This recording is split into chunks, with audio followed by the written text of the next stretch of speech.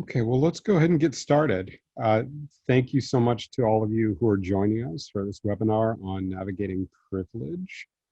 And this continues to be a really important conversation that's going on in our society right now, and really glad that here at Crossover we can help further that conversation.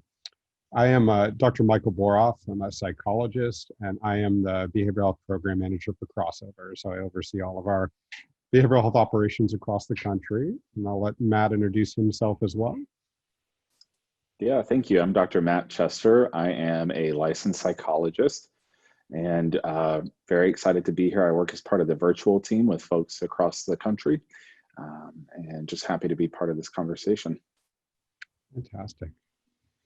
So we know, I think just as a starting point, we know that these conversations can be extremely difficult, and we're going to start out with just some framing of the conversation and some introductory material that Matt and I have.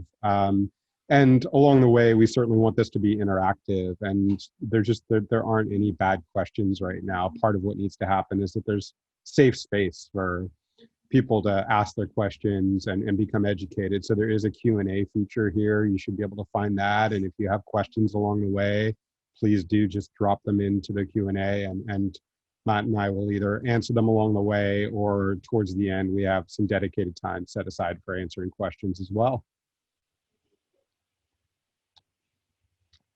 So starting out with just some ground rules for our conversation. The first is just to stay engaged and curious. And I think having a perspective of curiosity is a really good approach when having these conversations. And I think even more so when there's some polarization and some kind of heated takes on both sides of an issue, it's really helpful to just be curious.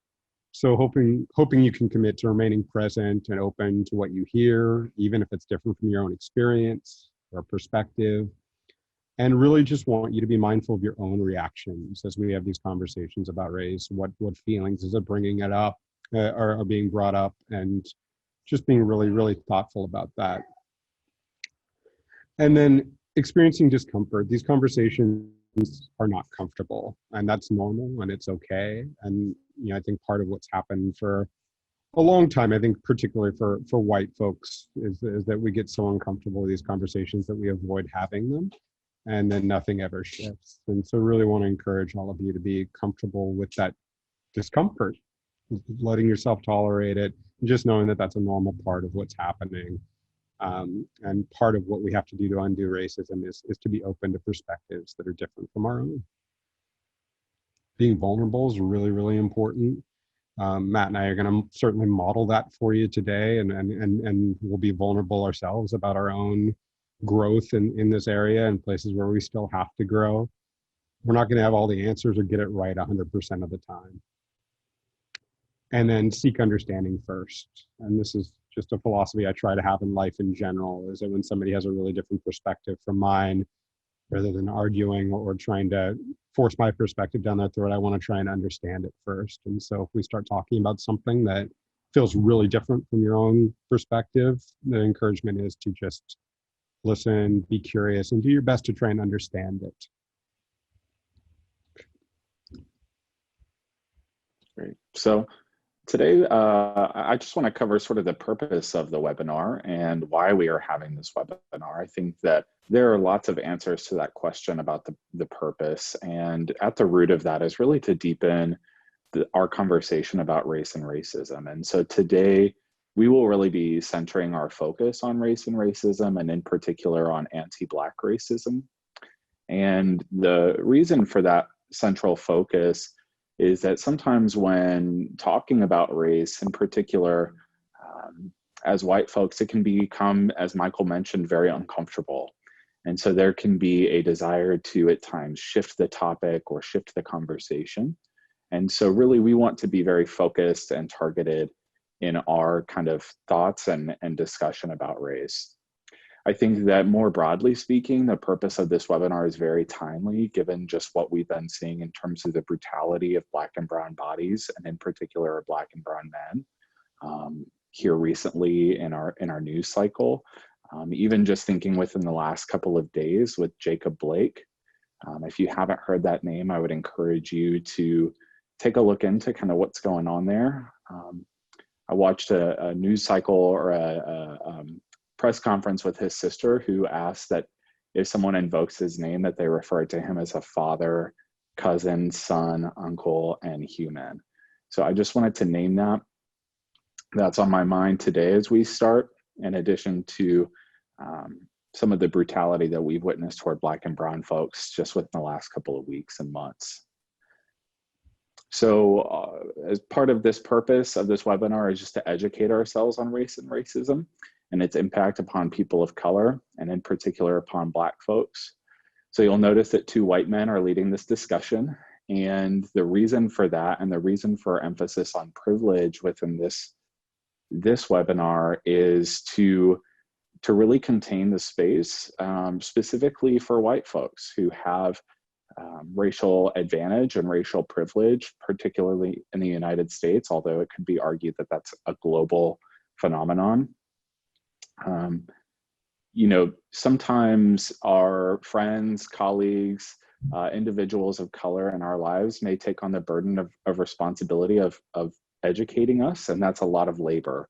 So we really wanted to kind of focus and tailor the purpose of this presentation to be coming from 2 white people to other white folks to talk about race in a way that's open and that we can really get comfortable with being uncomfortable.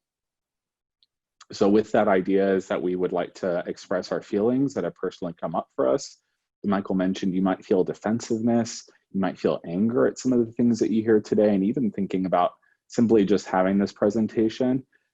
Today, I know that Michael and I had discussions about how this even feels, you know, a little risky for us to be giving this presentation, and that's somewhat uncomfortable. And it speaks to kind of the dominance, I would say, of the taboos that we have in our kind of in our culture about speaking about race. So we hope that you leave here feeling some sense of critical awareness around racism, that you start to maybe question or find yourself becoming more curious about race, and in particular around whiteness, and encourage ways that you can reflect on that even more deeply, and that you might be able to take action as a white person in service of being better allies to people of color and dismantling racism. And we'll talk more about that as we kind of move through the webinar today. Great. Thank you, Matt. And just some expectations of all of you. I think one, and we've talked about it, we realize that people are different at different places in this journey. And some people may be really skeptical even about the idea of privilege. Some people may be active in anti-racism protests. And we really want to be able to speak to all of you to the best of our ability today. And it's okay that we're in different places and have different perspectives. We all have really different life experiences related to race and racism. And as Matt said, we really want to center specifically on anti-Black racism today. And there's so many reasons for that, but I think that topic in particular tends to make us really uncomfortable. And so we really want to address it head on. And really thinking about being lifelong work, dismantling racism. These systems have been built and strengthened over hundreds of years, thousands of years, and they don't come down easily. And so it really is lifelong work for all of us to address this. And I think, as Matt mentioned, people of color have disproportionately taken on the burden of trying to do this, and it really does become the responsibility of white folks to help take down these systems that we have constructed and supported.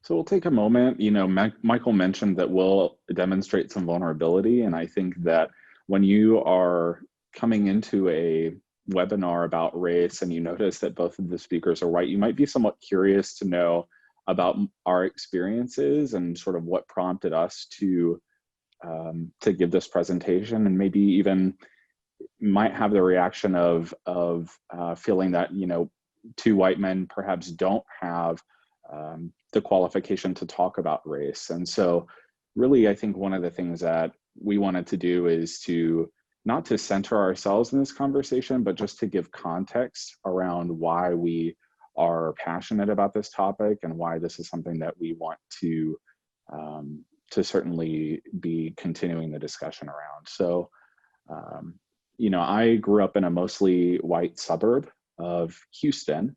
And so it was a very interesting experience for me initially to be attending a school, going to church, participating in social activities, sports, being mostly surrounded by other white children. And I remember when I first kind of became aware of race and of my own racial identity in elementary school. You know, some of my very close friends were Black and were the only Black children in my school. And so as I kind of progressed throughout my development, just growing up, there were some painful experiences related to race in my history and some very overt messages communicated to me about white kind of being the best and white being right, so to speak. And in terms of thinking about who you date, the types of people that you associate with, what type of traits are desirable, things like that were kind of messages about white being the ideal or the standard were definitely just part of my socialization. So there's some pain around those experiences for me. I think that moving into my college experiences and graduate school and even in my residency, just started to become more aware of race. And then it wasn't, I would say that it wasn't until a little bit later that I really started to wrestle with and contend with what it means to be white and naming whiteness as a race. And recognizing and owning that myself is something that's just been a process. It's still a process. I have lots to learn. And so, you know, this is an invitation also as we start this webinar and as we're talking about race. I certainly invite comments and if even, you know, Michael, if there's something that I say that's out of step, you know, please correct me. And so that's just a little bit about my experience. And right now I would say I'm contending with how to develop an anti-racist white identity and really what that looks like for me. Thanks, Matt. You know, I think this is part of who we talked about modeling vulnerability. And so we're, you know, really trying to do that for you now. I think my background is in many ways similar to Matt's. I grew up in a mostly white suburb in the San Francisco Bay Area, and grew up with parents that had the perspective that, hey, we're colorblind, we treat everyone the same, and definitely grew up thinking that that was my approach as well, and had Black friends, didn't really think of myself in terms of race, ethnicity, you know, that just wasn't part of my daily experience. And I remember not really even thinking about it a lot until I was going to go to like a rock concert in middle school, and one of our Black friends didn't want to go because he thought he'd be the only Black person there. First time that really even occurred to me as a consideration or something that somebody might have to deal with. And I think, you know, when I first started to get exposed to ideas like white privilege and male privilege and those sorts of things, I was not in a place where I was ready to hear it. So it was in college and I was an English major, and it just, you know, I felt guilt and shame and all sorts of difficult feelings around it and just really didn't know what to do with it. And so it was really, really hard. And I certainly wasn't, you know, just wasn't able to take that in at that point in my life. As I kind of advanced through my career professionally, I started immersing myself in communities with folks who just weren't like me, Black folks, Latino folks, and just got a real eye-opening experience just about the realities that other people confront on a daily basis. And it just made me have to confront my privilege in a completely different way. And, you know, I think set me off on a journey about being really passionate about this topic. And I think as just like with Matt, it's very much a work in progress. And I'm sure I still make mistakes all the time, and just always hope that I can create an atmosphere of comfort with the people around me so that they can bring that up if I do make those mistakes, because that's never my intention. But intention is one thing, the impact is what really matters, and I want to make sure that the impact I'm having is as positive as possible. So that's kind of a little bit about me. Thanks for sharing that, Michael. That brought up for me a thought that experience of learning about privilege, learning about racism, and our initial reactions to that, of not being ready to hear it, can be such a common experience for white folks. And that's something that I certainly experienced early on in my own development. And some of you may be on this webinar today perhaps feeling that. And so we're going to talk about some common expressions related to race, and Michael and I are going to essentially just have a conversation about some of these expressions, with the hope that we can engage you as an audience in the Q&A session, or the Q&A portion of this webinar. Before we do that though, it's important to just name our stance on some topics related to racism. And so the first of that being that racism is real and it negatively impacts all of us. And you might be wondering, well, how does racism negatively impact me as a white person? And what I would say to that is that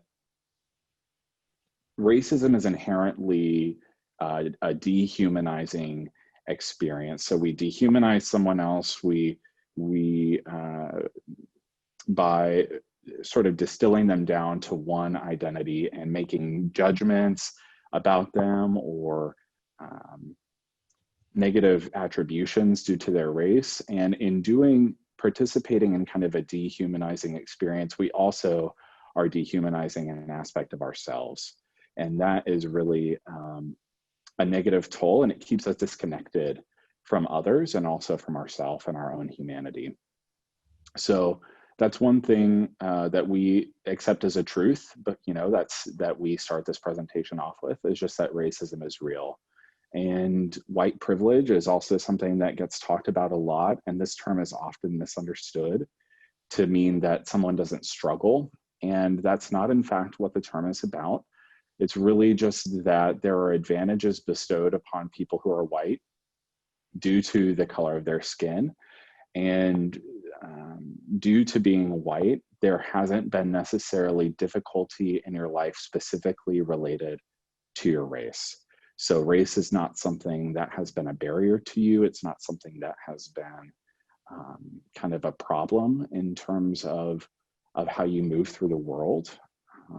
And a good example of white privilege, there are many, but for instance, I've never been into a store shopping and been profiled or followed by security at that store due to the color of my skin.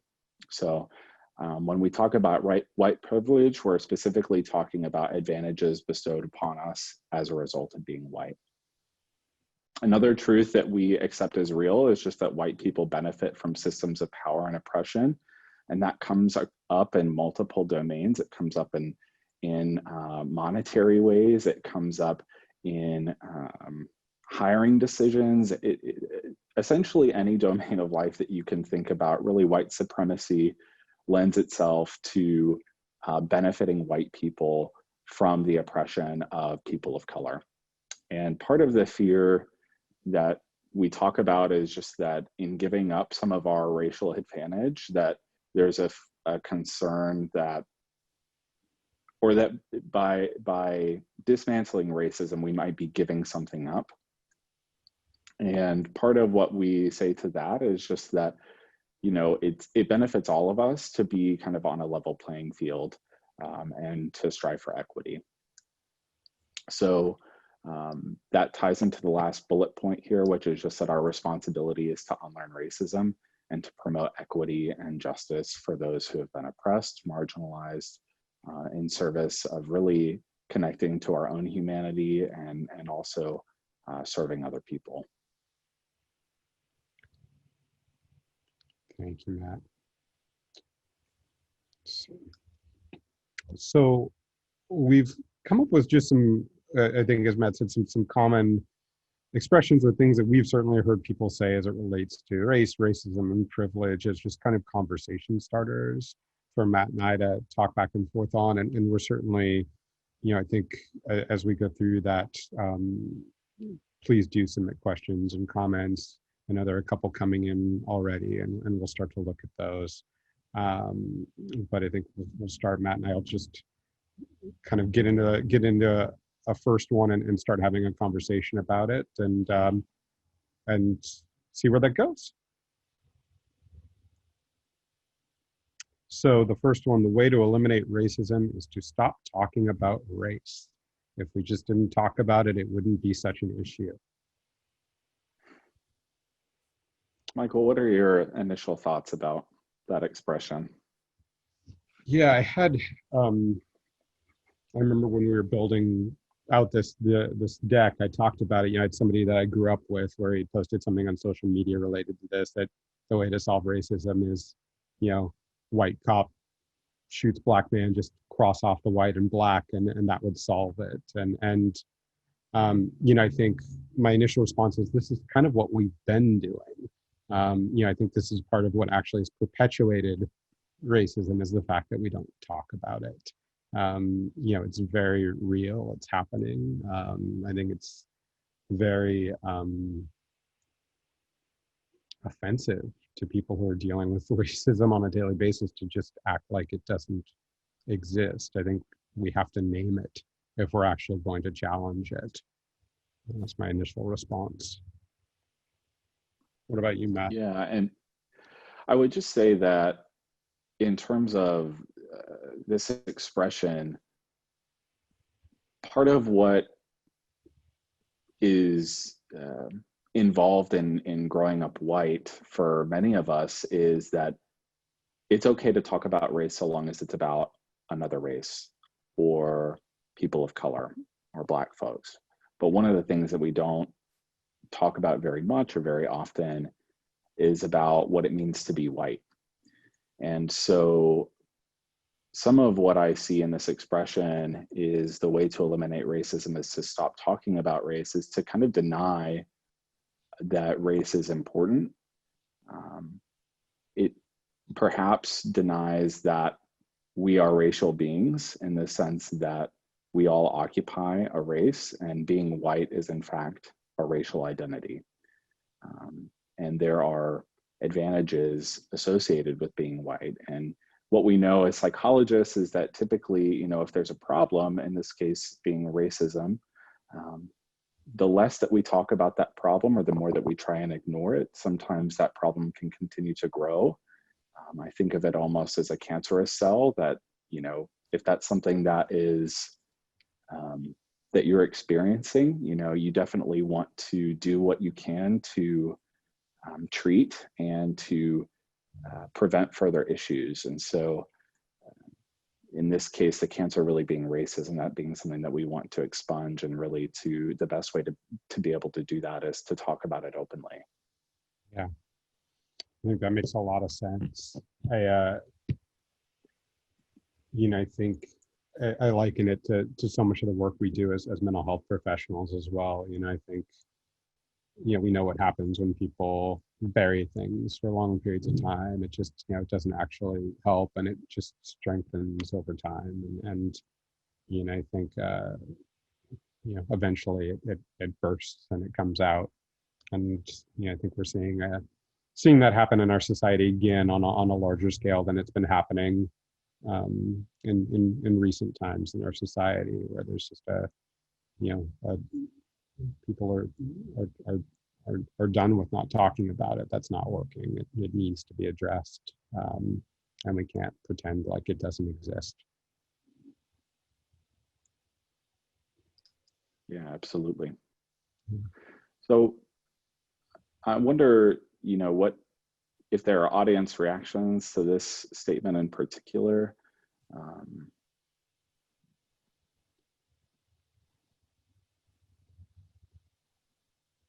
Any questions or comments specifically related to this conversation from the audience?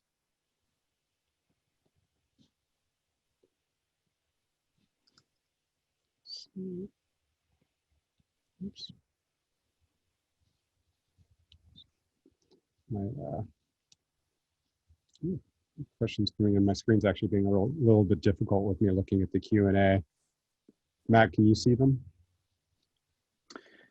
Looks like one of the reactions is no, that makes it worse. So that's certainly in line with kind of what we've been talking about. One of the questions that I noticed from earlier that's perhaps not related to this, or that might be somewhat related, is will you cover racism against Black people by brown people? Mm-hmm. And I think, Michael, it might be, worth our benefit to maybe talk about that question a little bit, if that's something that you would like to do. Sure, absolutely. So in terms of when I think about racism and what that term means specifically, I think of it as a system of power and a system of oppression. And really, I consider who in our society has been given that power and who is in the position to make decisions that impact others. And so when I think about racism, I think about power, privilege, and oppression. And so really, in terms of racism coming from people of color, really what the challenge with that is that in our instance, we're specifically talking about white folks. And so in this instance, white people being the ones who hold the majority of the power to be able to influence racism and who historically have been in sort of the position of marginalizing Black folks. And so in that instance, it's really, that's really our focus of this presentation. Yeah, I think that makes sense, Matt. And I think when we look at systems of power and white systems of power, and part of what they've done in order to maintain those powers, shift focus to other groups. And it's almost created like a, who's lowest on the totem pole type of a, society we live in. And I think if we address the larger systems of power and oppression that we've all, white folks have benefited from, my sense is that that's going to cascade down and have impacts across the board. And that's kind of that's where a lot of the work needs to be done.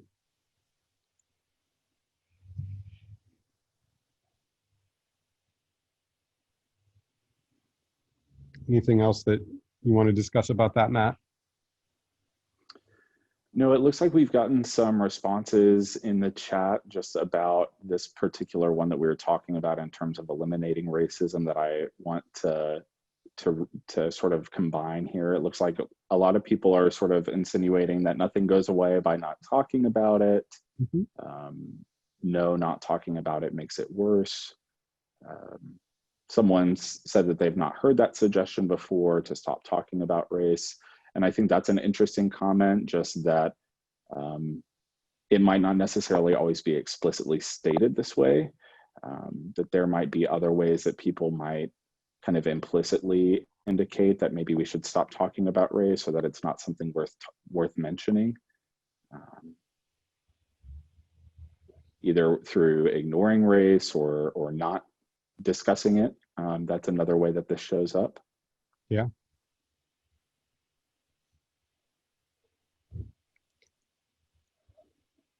Okay.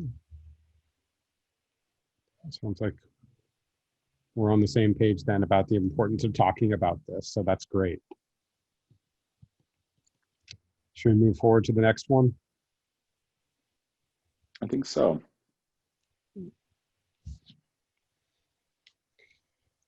So not everything is about race. Why does it always have to be about race? That's not what the issue is here.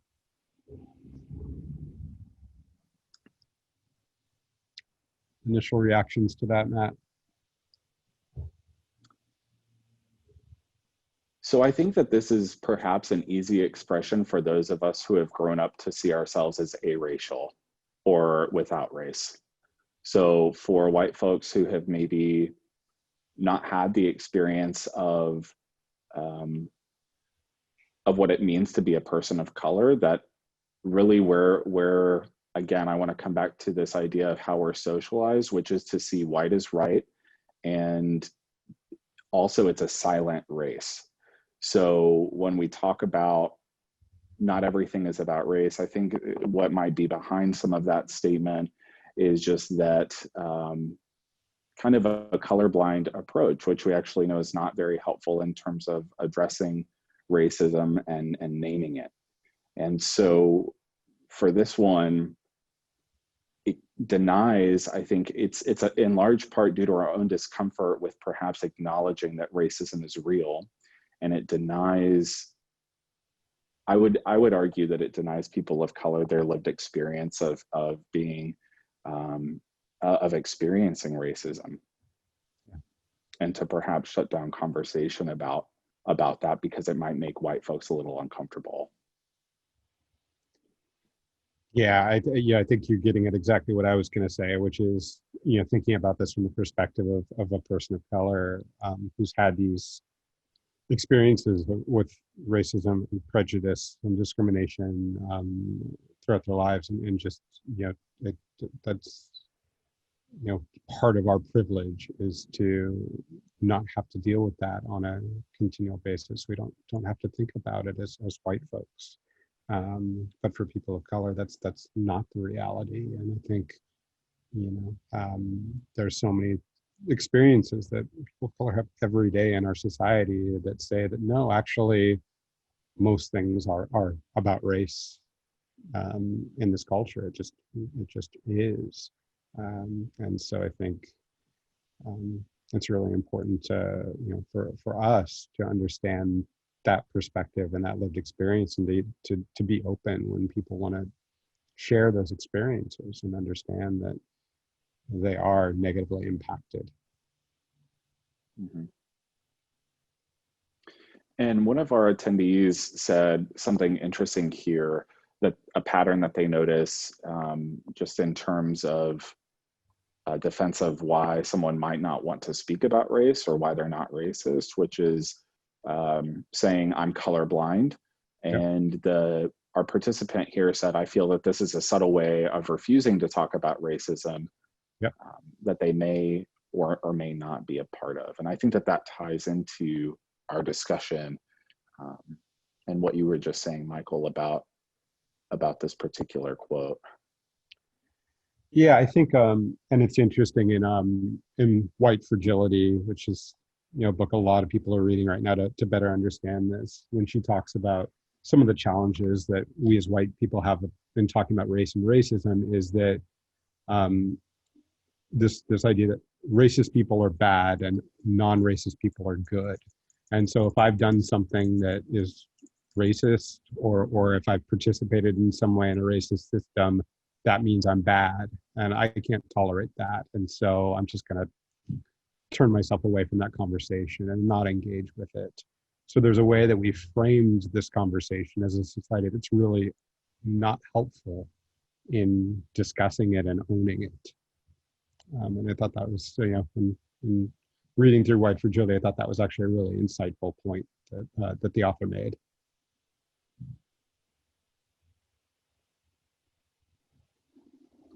I wonder if there are other questions from folks in the webinar about this particular statement or comments.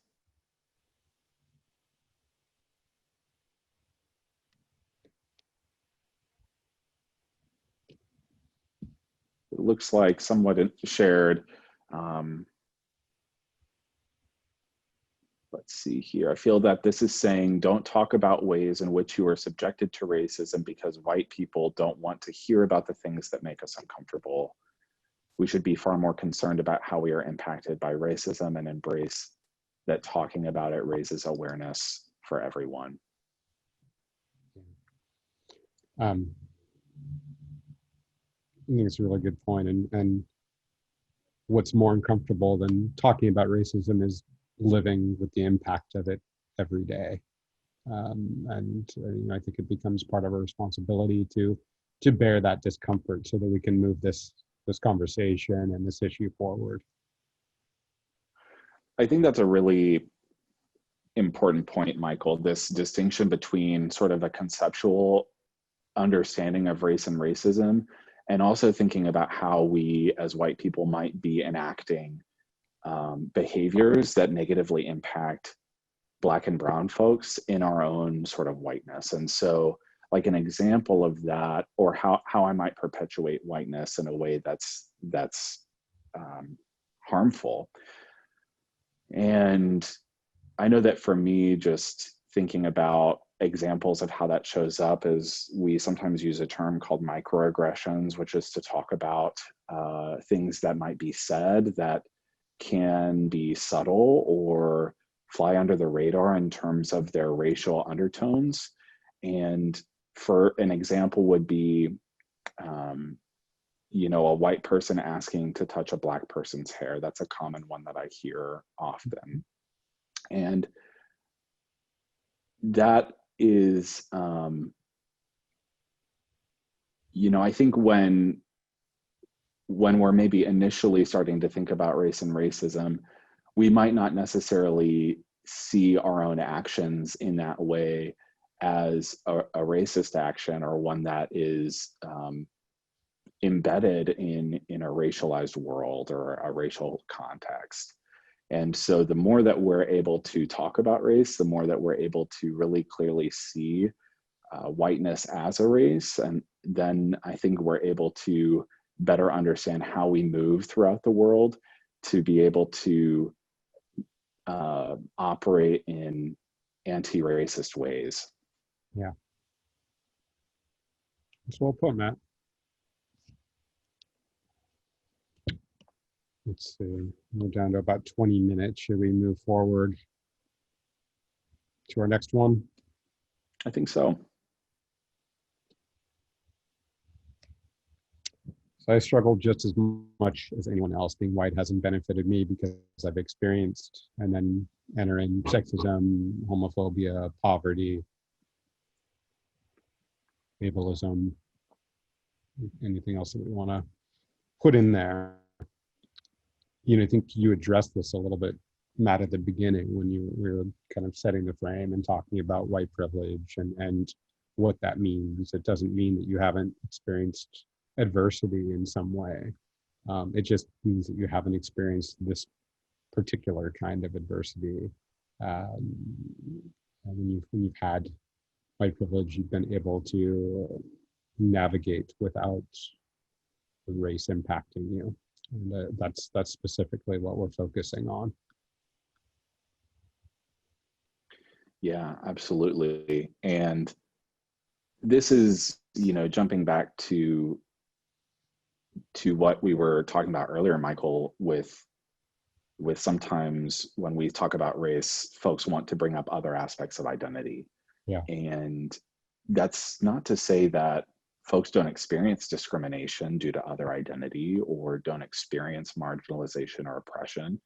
And in fact, those other identities are very important, and those experiences are equally as valid.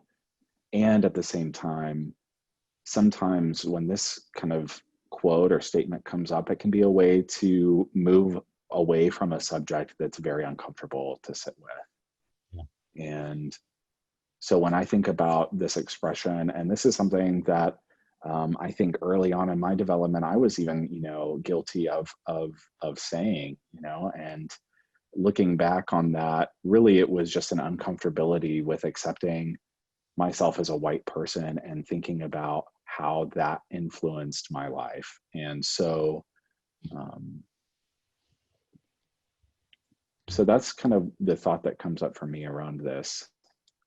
Yeah, I think it also just makes me think about challenges with what we call intersectionality when we're having these conversations. And I know there are groups Yeah. within Black and African American populations that feel marginalized from the movement that's happening right now. We talk a lot about Black men. Are we talking the same about Black women? Are we talking about Black trans folk? Are we making sure that everybody from groups experiencing the type of racism we're focusing on today are being included? And I think obviously that's separate from being a white person who struggled with those issues, but I do think that that's really important to be mindful of as well as we're thinking about this and thinking about how to be an ally. Yeah.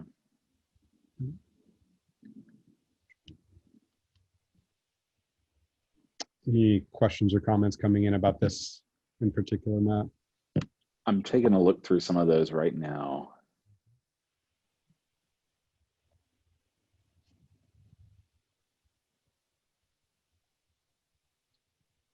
And There's some questions. Sorry, go ahead, Michael. No, go ahead, Matt. It looked like, maybe to jump back for a moment, as I gave the example about, a white colleague asking one of their Black colleagues to touch their hair. Somebody else shared another example of what a microaggression would be, which is when they hear you're so articulate, Yep. that is not a compliment. And what that really means is that there's a qualification in that statement of you're so articulate for a Black person is sort of the undertone of what that expression means. And so I wanted to highlight that and just name that someone put that example in the comments. I think that's a really great example. Yeah. I actually just heard an anecdote yesterday where a Black family was on vacation and had forgotten were looking for their key to get back into the hotel at a late hour, and the doorman said, "Okay, I'll let you in, but I wouldn't if you were criminals." And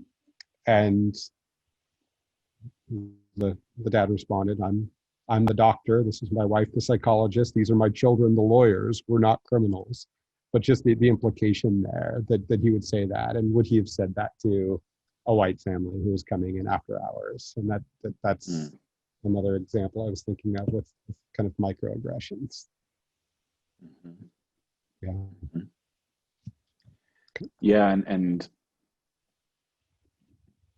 someone also said in the comments here, a Black friend and I were talking about racism, and she, the Black friend, said she is treated very differently when she is with me versus when she is not. Yep. And that speaks to an interesting phenomenon of, related to what you were just talking about, Michael, of how people are perceived and the kind of the stimulus value of their race. So in this instance, it sounds like the friend is sort of communicating, when I'm with a white person, I might be perceived in a way that's more favorable, or that maybe I am not questioned as much or under as much scrutiny. And I think that speaks to the power of white supremacy. I think it speaks to white privilege and white advantage, that just due to the nature of your skin and the nature of the color of your skin, that you are afforded the benefit of the doubt. You are seen as competent. You can walk into most any business room, boardroom, and see someone of your race if you are white. And so it's just a very, I think our lived experience as white people is one where we don't even necessarily realize, or we're not maybe even aware of those experiences until they're brought to our attention. Yeah, that's a really good point, Matt.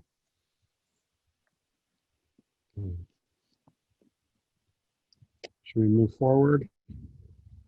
I think so. So this is our colorblind one. I don't see color. We're all made the same. I don't care if you're white, black, purple, orange.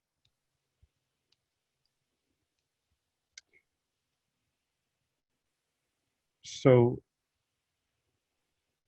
We actually know from all sorts of research that's been done that we all have prejudices. It's not possible to treat all people the same.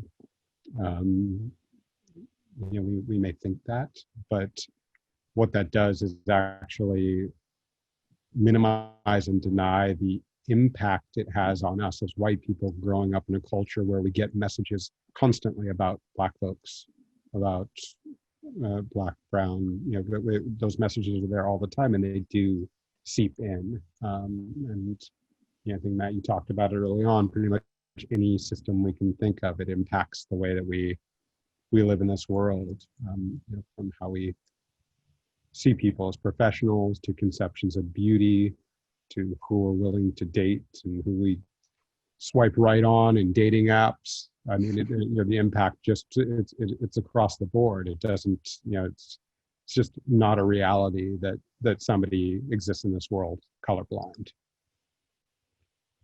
And we actually see it as young as 3 years old, where they've already absorbed some of those messages.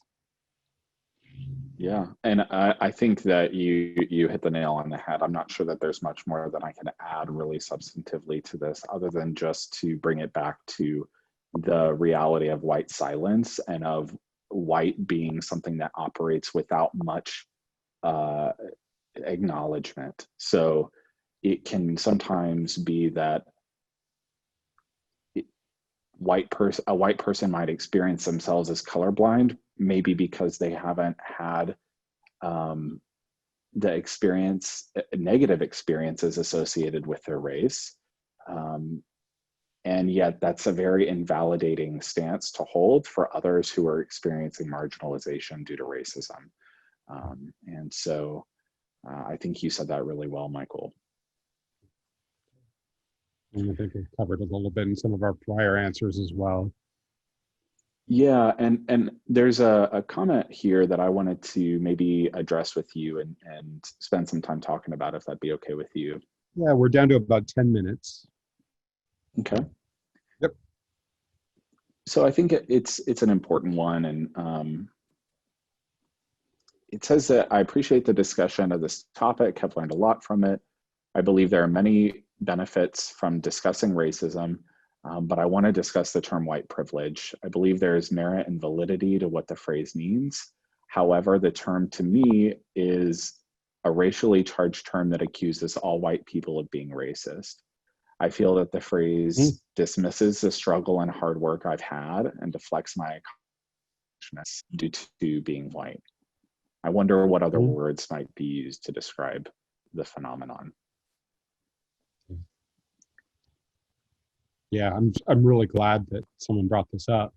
I think this is not a unique experience when dealing with this material and this term. It's a hard one. It really is. And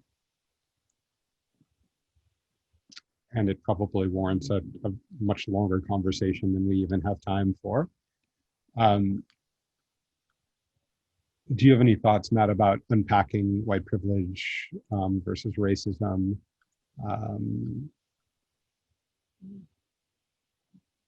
Separating those two? Yeah, I suppose that part of what I think this commenter is maybe saying is that they're struggling with this idea of privilege, which, and that term being diminishing their accomplishments. Mm-hmm. And in terms of that particular question, I think one of the ways that I think about privilege is in thinking of it as advantage. So unearned advantage due to being white and being born white, which is not something that we have choice in. Mm-hmm. And so I think it's a common experience to feel perhaps defensive about the thought that you may have been afforded privileges or advantages due to being white. And also, I want to encourage this person to maybe reflect on that a little bit more in terms of some of the advantages that we've discussed today, and how being white has maybe in some ways helped them. So I think that whiteness, again, is something that is viewed as the best. That's kind of white is right. And so if you are living in the world, moving through the world as a white person, that's not to say you haven't struggled or that you haven't had difficulty in your life. But again, being white is something that has perhaps at times made it easier or has afforded you benefits in terms of just your ability to move through the world unencumbered with barrier or difficulty related to race. And I think it's important to note that it's up to us to take to actually put in the work and accomplish the things we've accomplished. And it doesn't, having white privilege, I don't think minimizes that. I think it's, when I think about my own path, here's a psychologist, I have a doctoral degree, I manage a program for a national healthcare company, and that road for me has been easier as a white male than it would have been if I had been born Black. Just is. And yes, I worked incredibly hard to be where I am, and it would have been harder had I been born into a different family and a different race. Yeah. Yeah.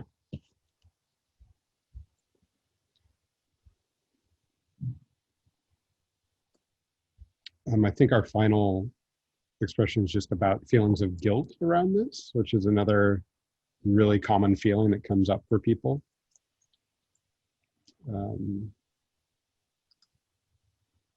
And how to manage those feelings.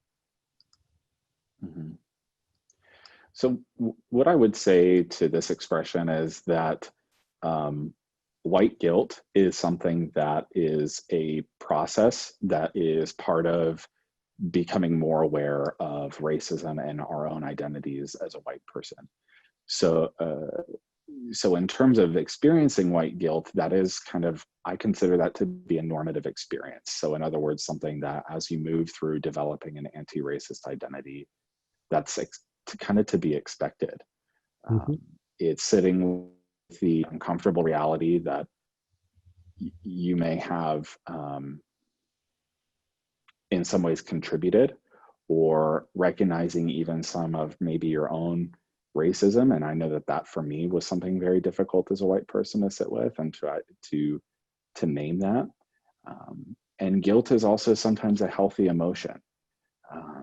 When it might get to the point of shame, that might be something where you maybe want to reach out for some help or guidance. But guilt can sometimes help us to, one, change our behavior, or to reflect on how we can be better allies and what we might be able to do differently to share power for equity and to promote anti-racist beliefs. Well put, Matt. Thank you. We only have a few minutes left, so I just want to look through. If there are other questions that you all have, please do put them into the Q&A, and we will get them answered. And if we don't answer them here, then we'll write out some answers and have it posted with the webinar when it gets posted online.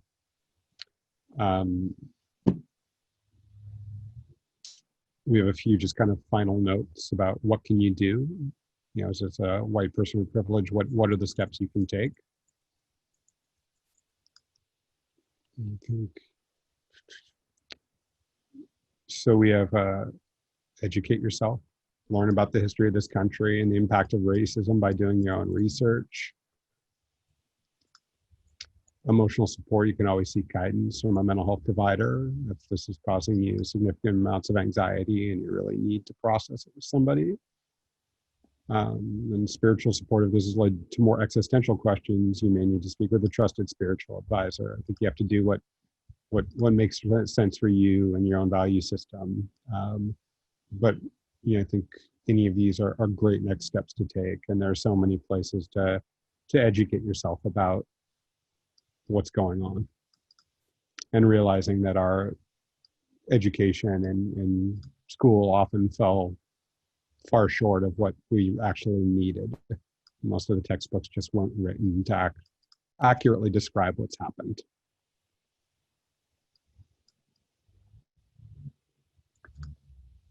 And just in terms of more to be done here, really our hope is that you create a dialogue about race as opposed to a monologue. That really, we're here to get comfortable with being uncomfortable, and to critically examine our own race as white folks and how we may impact people of color in our lives.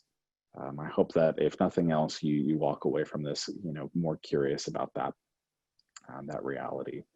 And then determine what you're willing to do or how you're willing to be part of the solution. This is a good first step, attending this webinar and thinking about ways that you might want to move forward. Absolutely.